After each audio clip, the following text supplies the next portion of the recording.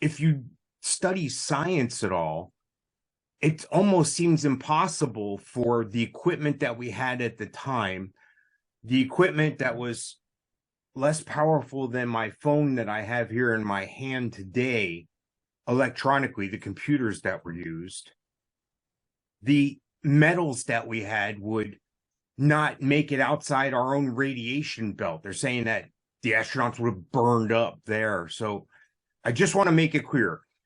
The number one thing we're doing, and I'm good with what we're talking about. I don't want to say that I disagree with what you're saying, but I want to make sure, number one, we're establishing first, because there are going to be other people that say we didn't make it to the moon that are watching this. So you maintain we did make it to the moon, first off, right? Yes, but they had to hide things. Okay. Like I said, the generator plateau was already fortified with the ETs there. And they made an establishment, an agreement, so humans won't consider base there and cause problems.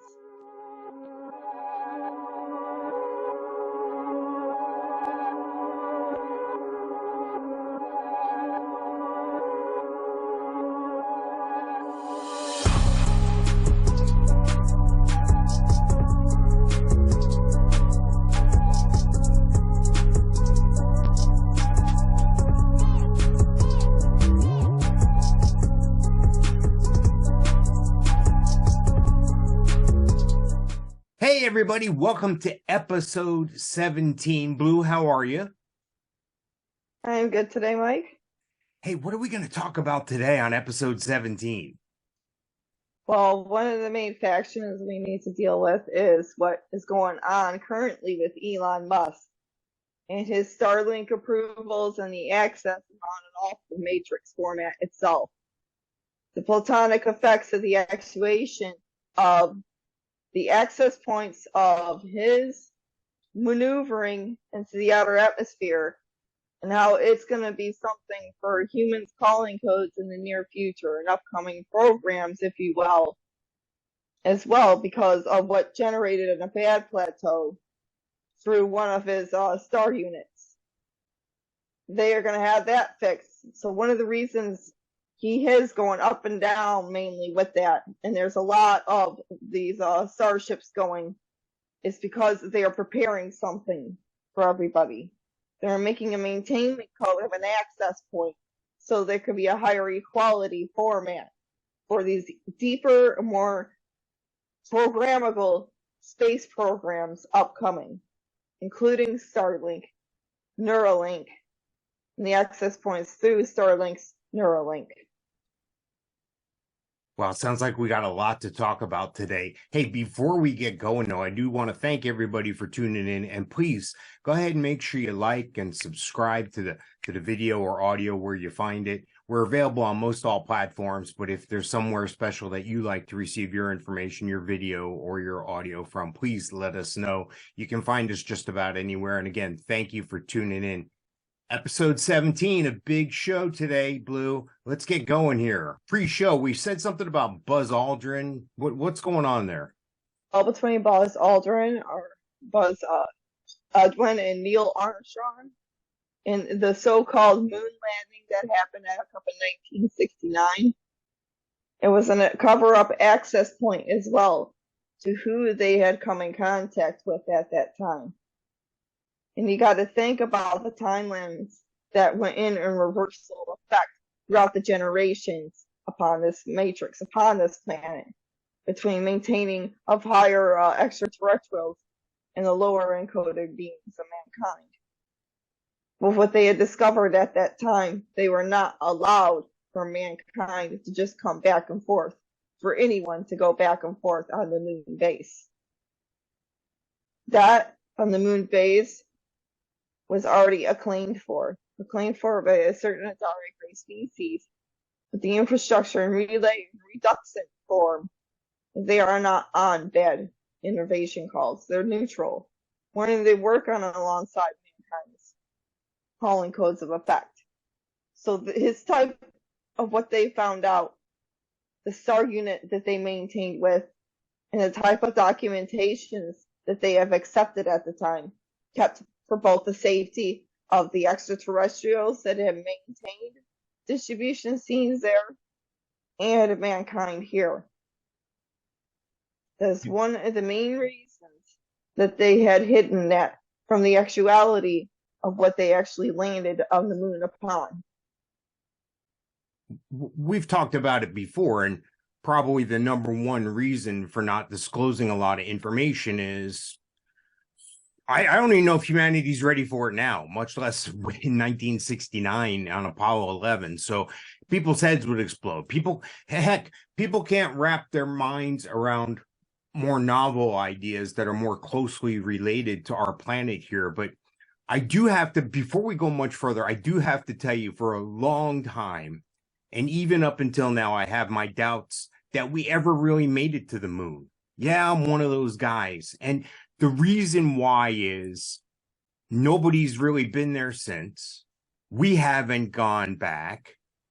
And if you study science at all, it almost seems impossible for the equipment that we had at the time, the equipment that was less powerful than my phone that I have here in my hand today, electronically, the computers that were used, the metals that we had would not make it outside our own radiation belt. They're saying that the astronauts would have burned up there. So I just want to make it clear. The number one thing we're doing, and I'm good with what we're talking about. I don't want to say that I disagree with what you're saying. But I want to make sure, number one, we're establishing first, because there are going to be other people that say we didn't make it to the moon that are watching this. So you maintain we did make it to the moon, first off, right? Yes, but they had to hide things. Okay. Like I said, the generator plateau was already fortified with the ETs there. And they made an establishment, an agreement, so humans won't consider base here and cause problems. Think about hiding one point of effect, so it's bringing safety between two attributes. That is one main reason. Another is a documentation of the acceptance of the protection of mankind's future, of what would have been coming next within the next 50 or whatever, how many years it was since then, between then and now into that, because of this certain COVID aligning structure. This maintainment grid itself was certified from higher beings, but not on the plateaus that would have gone to the moon generative wavelengths. So there can be deals and documentation that can be maintaining to the higher calibrated scales through the force itself, to maintaining what can be set for an example in the near future. There is a video where Buzz Aldrin and Neil Armstrong said something to the idea of they're here, they're on the side of the crater, they're watching us. And then they quickly switched to an alternate channel, a medical channel, for recording to Houston back and forth. 60 seconds. I saw this illumination that was moving with respect to the stars. We were smart enough to not say, Houston, there's a light out there that's following us. So technically, it becomes an unidentified flying object. While Neil and Buzz were on the lunar surface, Neil switched to the medical channel and spoke directly with the chief medical officer, saying, they're here, they're parked on the side of the crater, they're watching. Are you aware of those remarks or no? Far side of the moon, an equation to the dedication scenes that most of mankind cannot see that part as it is. Like I said, pro-protection protocols. We don't want to have to generate a negative attribute between two species. There are documentations that stand, so innovation watchers are dealing what they deal with, while others relay index their own effect. MIB personnel know very well to maintain higher ethic codes of wave scales between species, or code of ethics, if you will. A lot of people aren't aware that we only ever see one side of the moon. While the Earth rotates and goes around the sun in a rotational fashion, the moon is a satellite, okay? And the moon is our satellite, and it helps control our tides. I'm sure you know all that. But we only see that one side of the moon ever. the same side of the moon. That's why it goes away for about 12 hours and comes back for 12 hours, because we rotate in a 24-hour cycle. But we only ever see that one side of the moon. The moon goes along with us, but it doesn't rotate on its own. So you had mentioned bases. Is there a certain species of alien that are in these bases or have been in these bases on the moon?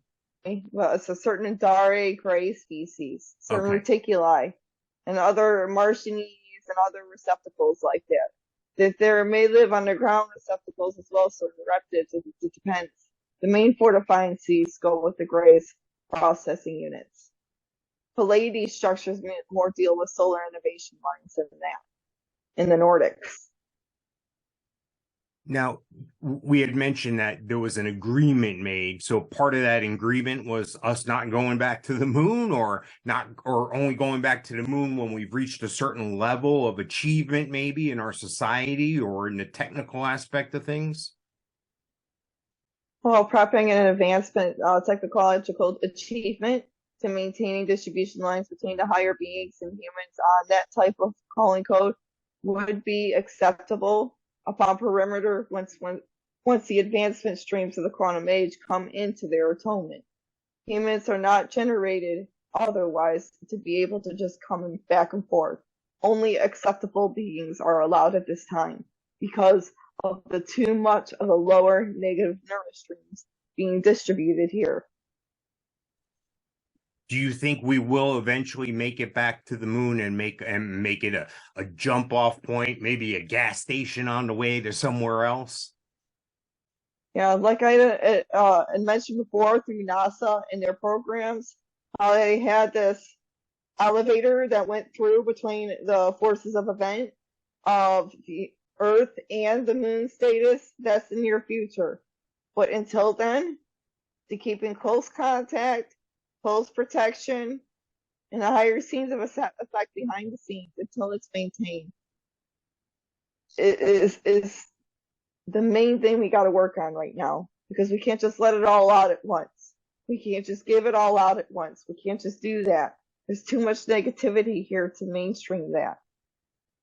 If you know me from other shows, I did a show in the past and called Both Mics, and one of the things I've maintained in a part of that show was what we used to call alien update, because there was a certain finite number of people on this planet. There's like over 7 billion people on a planet, and there's only about 6 or 7 or a handful that are really leading the way in technology. And of course, the finances, the money follows those people because they're making these great advancements in technology. Elon Musk is definitely one of them. You'd mentioned Elon Musk and the SpaceX takeoffs. I know they've been going up very frequently. It seems like you and I both live in Florida, and from where I'm at, I can see launches from the Cape from my house. Now, I don't live that close, but if you're in Central Florida, basically, you can see these things, and you can see them from, on a clear night, you can really see them from South Carolina or wherever you're at, just about. Not everywhere in the continental U.S., of course. My thing is that we've had so many of these things going up. It lends credence to what you're saying about the more frequent trips, and something's being planned, something else is happening. Mm-hmm. Is this related to the Space Force as well, or is this just done with Elon Musk and SpaceX? Well, Elon Musk, SpaceX, and NASA and Air Force and Space Force, we all contribute towards and with each other. We all work together, but we're all simulating our own ideas into the proposition for this age upcoming. So yes, in a way, he's working with us, but he's dealing with his own events right now that would help push forward the agenda. Now, he has this system called Starlink, and it's being presented as a way for basically everybody can get wireless internet, and basically, you know, we can all communicate around the world this way through this system of satellites that he keeps putting up. It seems like he puts up 15 or 20 of them at a time, like in a group. Is that all Starlink is, or does Starlink have other applications as well? Well, Starlink would go into the next generation for mankind. including Neuralink access points. Neuralink access points would be able to, like I had stated, of the anti-gravity star pod units, of the quantum financial system, the wristbands, the 2 hollow communication devices, they're all linked in to this next generation plateau of that Starlink access point. That access point conjoins with the interplanetary scaleways of an agenda that quantum phases the next movement speed. It can go through several different programs that can also help bring in technologies and micro analogy points and jobs as well for mankind soon.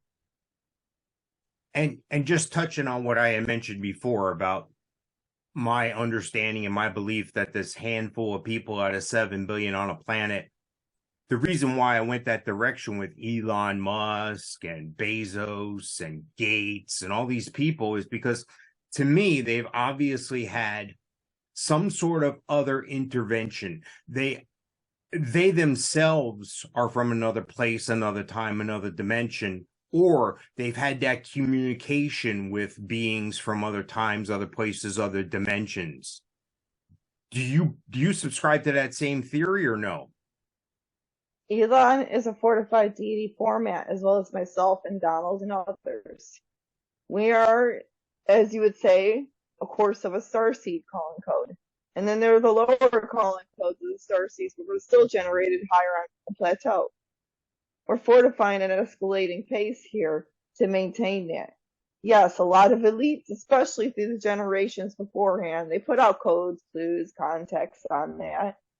Albert Einstein, I think a lot of the presidents, if you will, a lot of the artists, those that do drawings, Mona Lisa, I mean, they all had some type of contact, or they're neurally interjected into a hyperspecies maintenance code. Is it possible then, being we've talked about all those people and all those things all are on a positive note?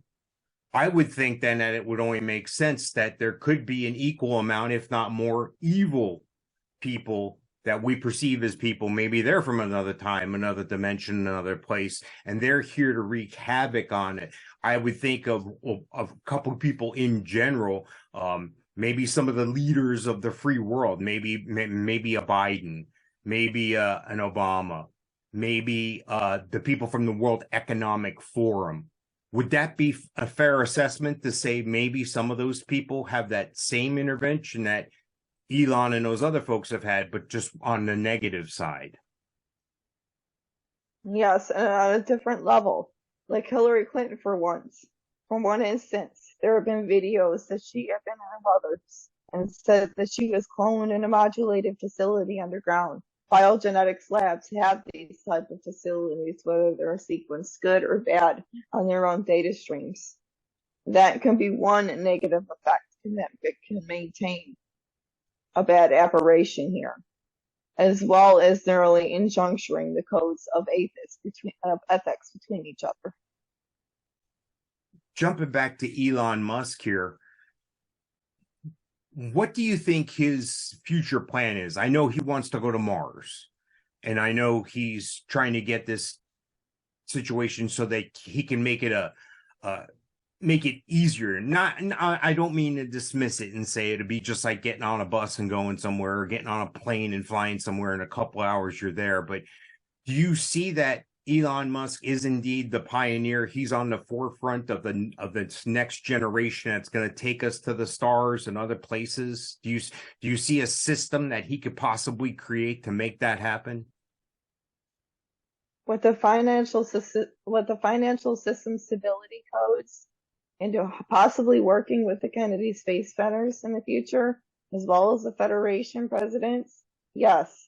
Because he has the stability with both the financial system and the stability with his own mindset that can help fortify things, as long as he has the other leaders and acquisition to help make this happen. You had mentioned before about star units, and you had mentioned that in the past before, but I've also heard you mention at a time hyperdimensional energy indicators. Those aren't one and the same. There's a difference. Yes, and that's what humans get into an acceptance that they're confused about. Now, even stars see their own generated plateau, they're thinking wrongly at this. Now, formational speeds of effect, and a good person who I know that works at the Andromeda units have come to reconciliation with my own code of effect upon these picture formats.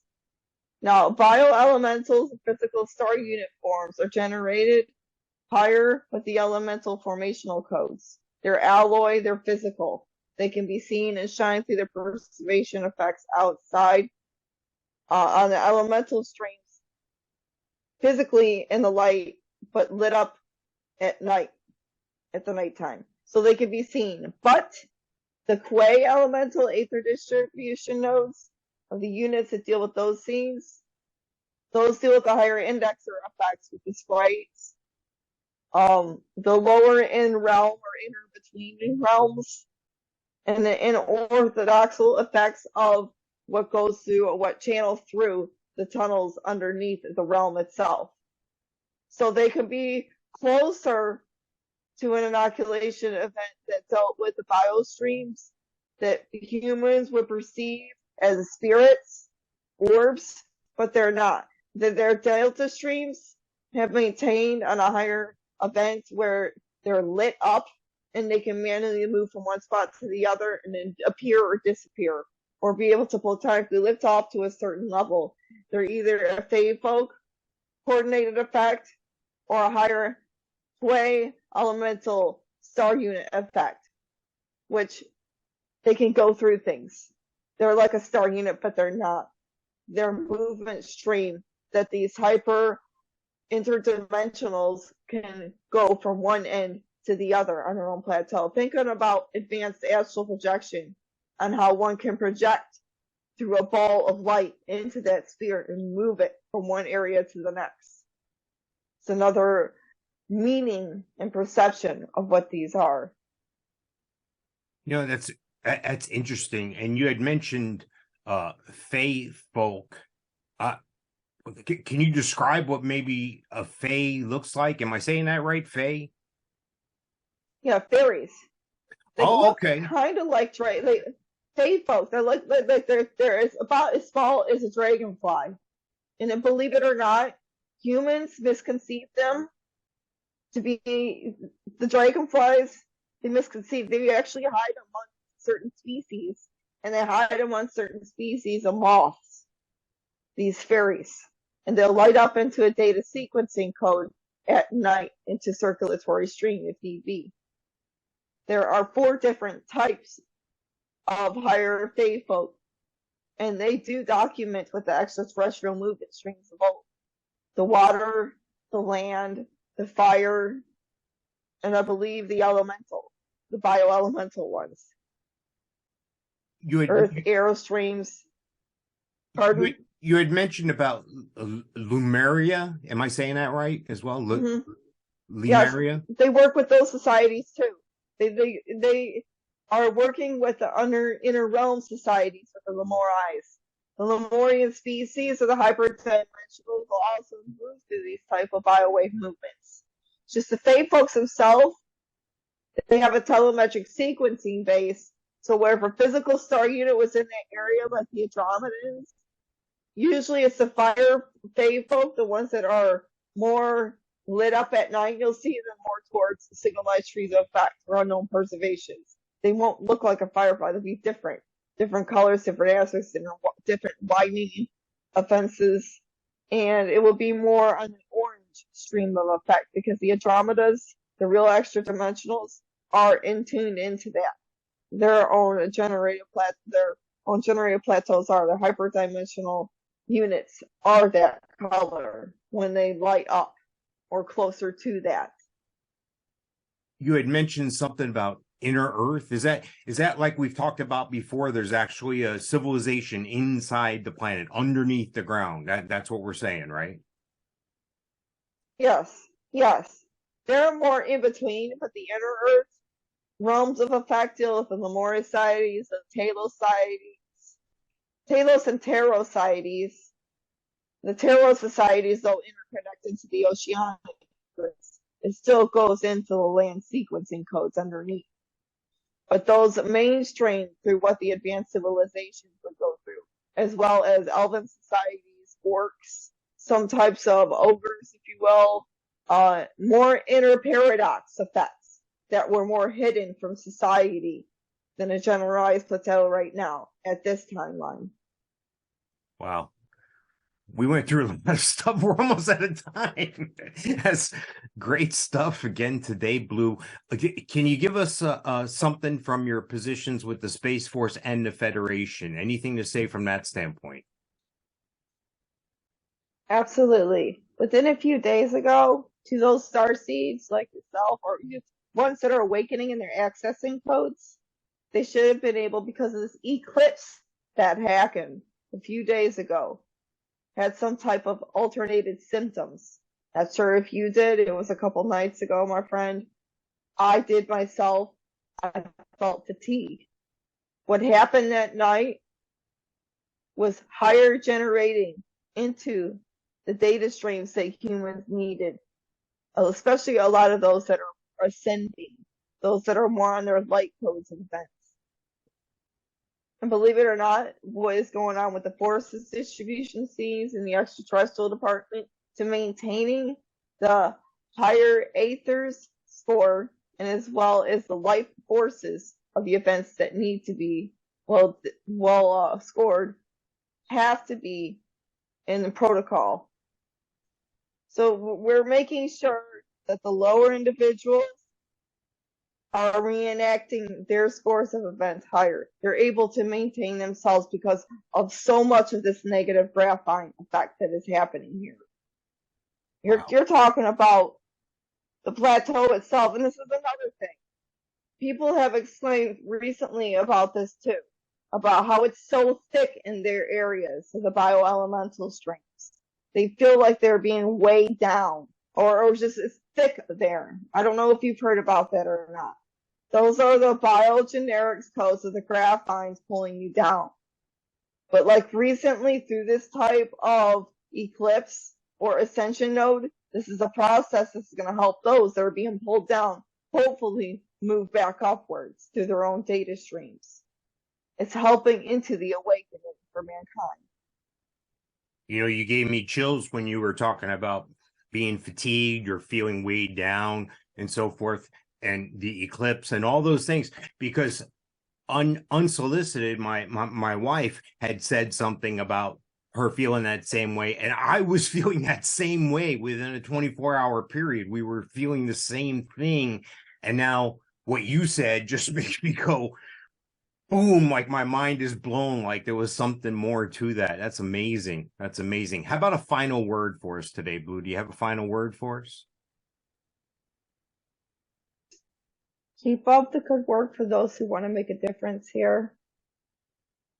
Know your levels of equality and an understanding of the deeper pictures of what's going on. Unfold from your own algorithms and find your own wavelengths to move forward. And once you can do that, everyone can make a difference here, no matter how hard it is for you. You got to find the motivation in yourself and our light. Awesome. That's awesome stuff. Blue, man, this was a wonderful show. And as I say at the end of every show, please go back and listen again, because you're going to want to make sure you picked up on every little thing that we talked about today. We had a lot talked about today, Blue, and I really appreciate it. Thank you so much. Hey, before you guys check out here, make sure you've liked this episode. Make sure you subscribe and click on notifications so you know when we post new material. Blue, it's been a pleasure doing episode 17. I look forward to the next one. Thank you, Mike.